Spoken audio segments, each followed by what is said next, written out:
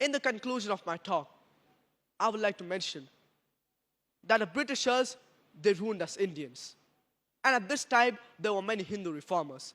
The pioneer amongst them was Raja Ram Mohan Roy, who was born in Bengal in 1772. And he learned English, Arabic, and Persian. And in 1803, he wrote a book which condemned idol worship. He said that God is one. He has got no images. God has got no avatars. He cannot become a human being. He was against casteism. And he formed a trust called the Brahmo Samaj. And the offshoot of Brahmo Samaj, even they believe that God is one. He has got no images. And he cannot become a human being. And the offshoot of Brahmo Samaj was Prarthana Samaj, which was founded by Justice Wanade. Justice Wanade founded Prarthana Samaj in Mumbai. And it was strictly for the upliftment of women. He said that women, they should be educated. And he said that if a woman, she gets widowed, she should remarry. Another great reformer was Swami Dayananda Saraswati, who founded the Arya Samaj in 1875. He was a Vedantist, and he said that God is only one. He has got no images, and he has got no avatars. Another great reformer was Swami Vivekananda, who founded the Ramakrishna Mission. He said that though 99% of the Vedas are lost, 1% is remaining, yet it cannot be accommodated in a large hall.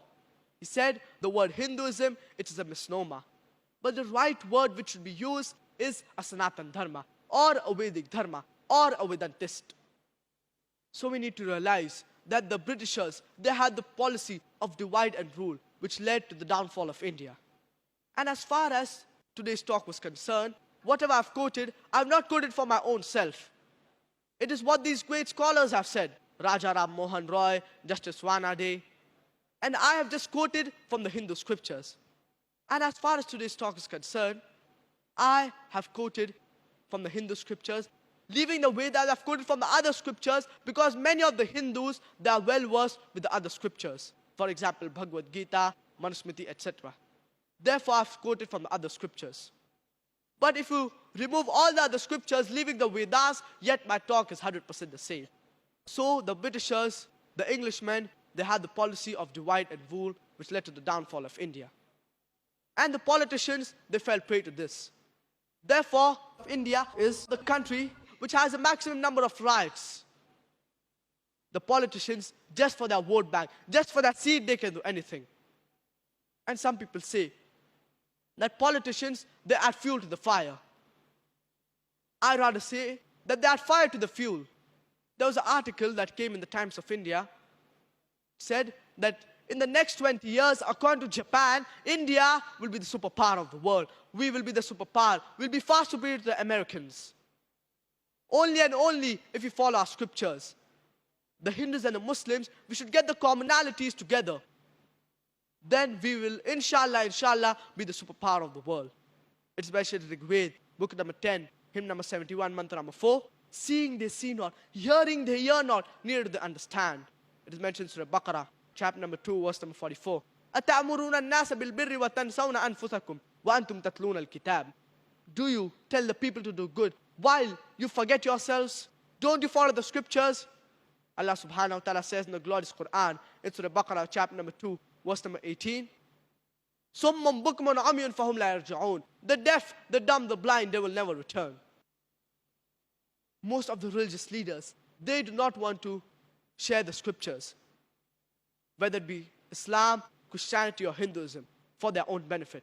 And I've given a talk on Al-Quran, should it be read with understanding, which shows how important it is to read the glorious Quran with understanding.